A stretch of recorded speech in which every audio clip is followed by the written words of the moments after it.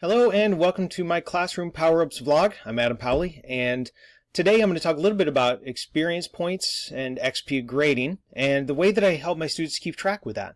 But first, this is coming out on Tuesday, November 6th, so if you're living in the United States, please, this video will be here when you're done voting. Go out and vote and then come back and check out Classroom Power-Ups. And now that that's done with, hopefully we can chat a little bit about XP. Now, I use experience points grading, and this is a bit complicated. And I write a lot about experience points grading on my regular blog, classroompowerups.com. So if you were interested in XP grading, let me just, the basics of this. Students start off at 0, and every time they demonstrate skill or mastery in something, they earn experience points.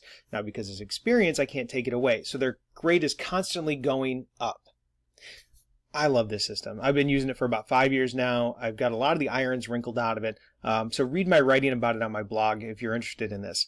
The students love it as well, because category weight systems can be confusing. You could start off the semester well, and then let's say you get a 90 on a test, and you have 90 in that category weight, but then you get an 88 on a test, your grade actually gets brought down, even though you did fairly well on the test.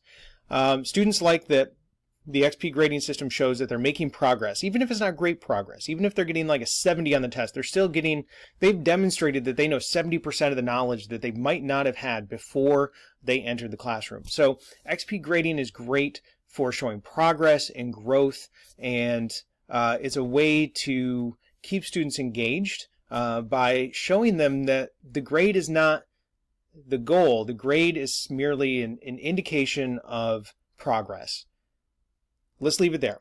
Because the question that students often have is, how do they know what their grade is? Because we live in an educational world where students are trained to think about their grade, because they need to know their grade. And frankly, I understand that. I've written in the past how I think that grades are almost like a currency. It's almost like a wage that a student earns. You put in the hard work, you should be able to get a fair grade out of it. So I understand that, and I think that is an appropriate response for students in a system where they are measured by their grade. And frankly, when they go to college, their grade will determine some of the scholarships. In fact, in South Carolina, where I work, students that are in the top 10, top 20, and so on earn certain percentage of monies based on what that grade is. So it has to be a fair grading system. So with that in mind, the students want to know what their grades are. So I'm going to show you today, I've been working over the weekend, I'm going to show you about one of the ways that I'm trying to use game inspiration to help them understand what their overall grade is. Now in my class, 10,000 points are what they're trying to get to. So 10,000 XP. And like I said, it's a little bit more complicated than just earning points. So read about it on my blog. They're trying to get to 10,000 points. And sometimes the students want to know what their grade is. So I've tried to take some inspiration from Super Mario Kart.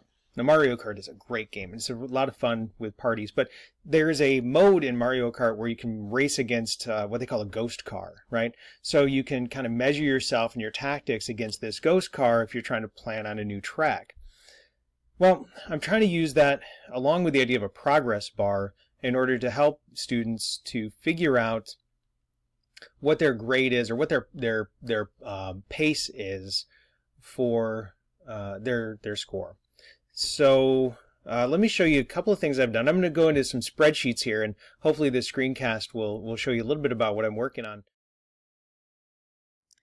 So here's my spreadsheet that I've been working on as a way to sort of set a pace car sort of model for my students. The basic outline of this is the students know they're trying to get to 10,000 points, and they know that the first two numbers in their score are the number grade, but they want to know what pace they're on by the end of the semester in order to get an A, a B, a C, or a D. So I kind of threw this together, and I'm still kind of tweaking it, trying to get it in the right order. So in Unit 2, I've given out about 4,000 points, which means in order to get an A, which is 90% of that 4,000, you want to be somewhere around at 3,700 in order to, by the end of the semester, get to that spot. So that would be this little flash icon here. A B would be around 3,200, a C 2,700, and a D would be somewhere between a 22 100. Below that, and you're on a pace to get an F.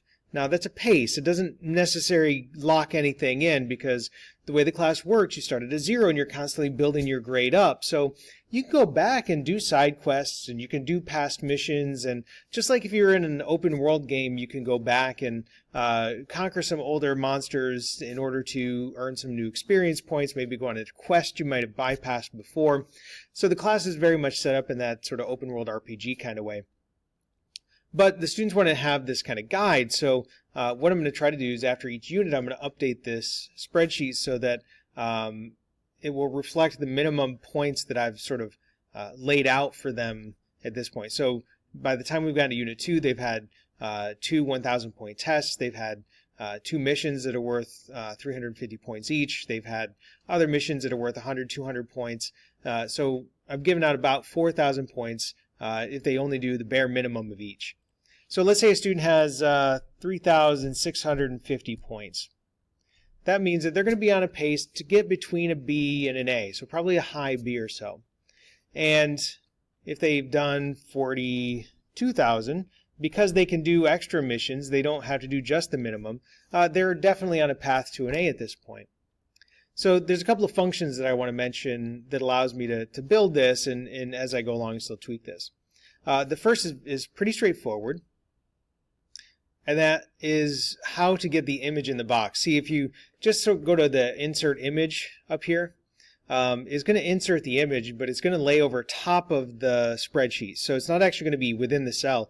So if you change the size, the dimensions of the shape of the cells, the picture will stay the same size and the cells move around it, which can kind of fudge up some of the programming. So a better way to do it is to use the image function. So if you hit equals image and then in parentheses you give the this URL address or the URL address of your image, that will help to fix that problem. To get that URL address in Google Draw, and I'm not sure if you can do this elsewhere, but in Google Draw you would go to File and then Publish to the website. Once you've finished, you want to make sure you finish your image first. Publish to the website. And then where it'll say link, and then you publish, and then this is the URL address, the link that you would use in the image function. And I've done that for each of these. Now this, I know, copyright and all, I probably should be more conscious of that, but these are just some quick images as I was kind of playing around with this to figure out what's going on, how to mess with this. So the other function that I want to point out is this function, which changes the bar. So if we have 2,500, it moves up and down. So let's go back to 4,200.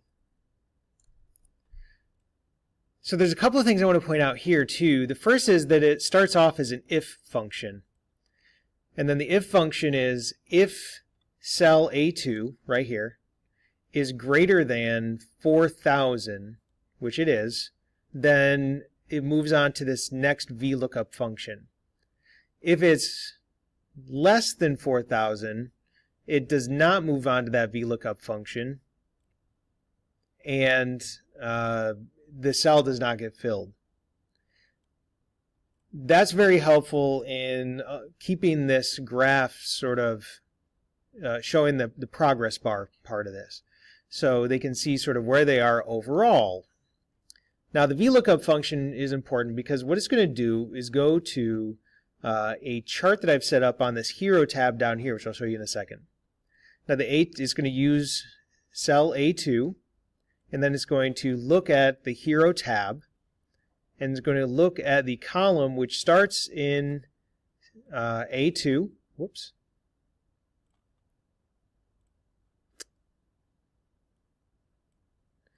Look at the column that starts in A2, and it's columns A and B, and it's going to look in the second column in order to pull the image. And then here, this is a little confusing. This is just a comma with a blank. What that does is tell the if function, if this is less than 4,000, then the Vlookup function does not appear, but it leaves the cell blank. If I take that in a comma out, what it's going to do is put the word false in there. So it kind of just looks nicer this way.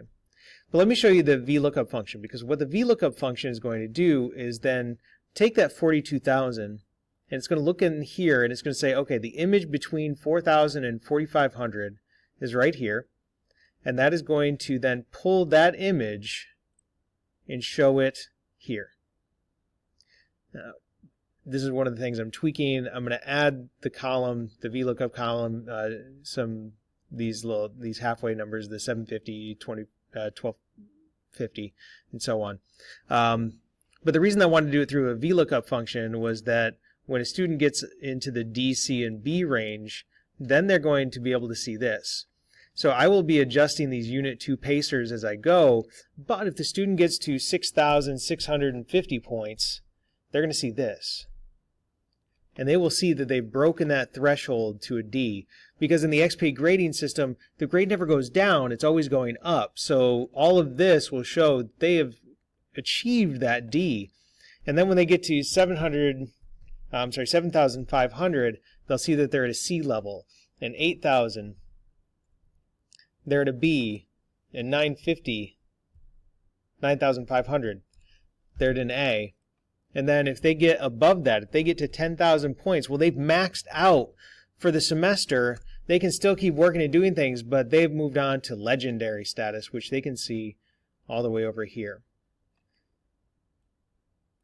So those are some of the basic functions. I also would encourage you, I share this with my students. So I put this on my website, and they can upload, they can open up the spreadsheet, and they can look at stuff on their own using the spreadsheet. But if you do that, I would highly encourage you to open up the protect range.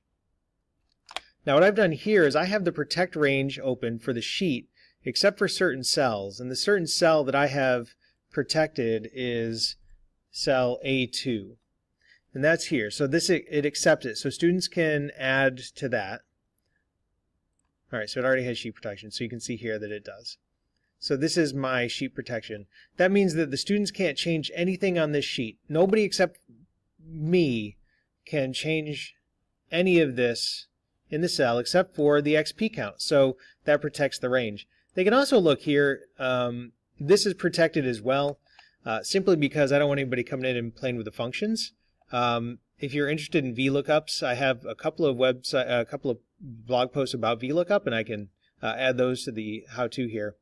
But I do hide the hero tab, and the way you do that is by going here and just clicking Hide Sheet, and then it hides it. So when the students are looking at this, they don't see the hero sheet. They would actually have to go here and open this up. So I protect it in case somebody wants to get funky with that. And I do have a copy of this in case something else goes wrong. But overall, this is my pace card that I'm working on. I'm sure that there's probably a different way to do it, but I'm really excited about giving the students the opportunity to check their own scores, so that if they're curious, they don't have to come up to me and ask, what's their pace, or what am I going to get in the class, or what's my grade, because I do think that grades are an important form of wage, basically, for the students. And it does have real-world implications to make sure that they are going to be able to get the score that they want, and they can plan and strategize based on where they are and where they want to be. So I would encourage you to provide progress bars at the least, and pace guides like this are fantastic. At least I think that it's going to work out really well for the students. And I'm going to be getting their feedback soon, so hopefully they'll give me some better information as to where I should be taking this. So thanks for joining me this week on the Classroom Power-Ups vlog, and hope to see you again. And if you liked it, go ahead and hit subscribe, and if you liked it enough to do that, hopefully you've hit the like button as well. Thanks a lot, and talk to you all very soon.